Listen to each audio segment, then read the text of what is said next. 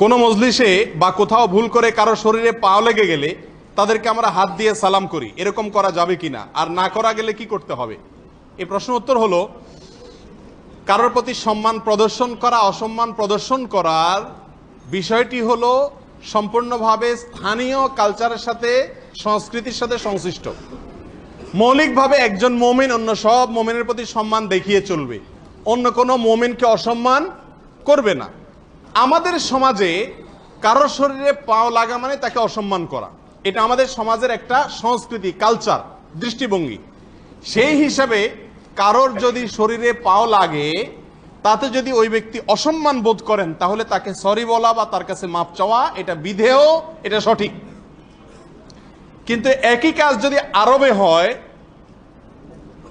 কারোর গায়ে যদি পাও লাগে, তাহলে তার কাছে মাপ চাওয়ার কোনো প্রয়োজন নাই, কারণ আরবে একজন আরেকজনের গায়ে পাও লাগলে সেটাকে তারা কোনো দোষণীয় মনে করেন না, বরং একজন আরেকজনকে ডাকার জন্য পাও দিয়া অ্যাটেনশন তার দিকে নেন।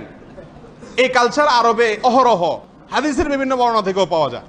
যেহেতু আমাদের দেশের মানুষেরা পাও লাগলে মনে করে যে আমাকে অসম্মান করেছে, সম্মান অসম্মানের বিষয়টা কোরআন এবং হাদিস সব ক্ষেত্রে নির্ধারণ করার বিষয় না, এটা নির্ভর করে ওরফ এর উপরে, অর্থাৎ প্রচলিত যে ট্র্যাডিশন আছে সামাজিক, এটার উপরে।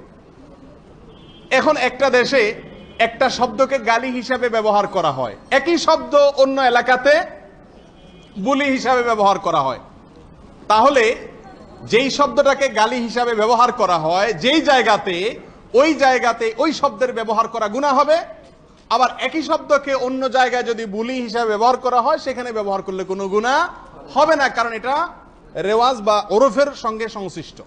বিধায় আমাদের দেশে কারোর গায়ে পাও লাগলে অসম্মান বোধ করেন যেহেতু সেই ব্যক্তি, তার কাছে ক্ষমা চাওয়াটা উচিত এবং সঠিক।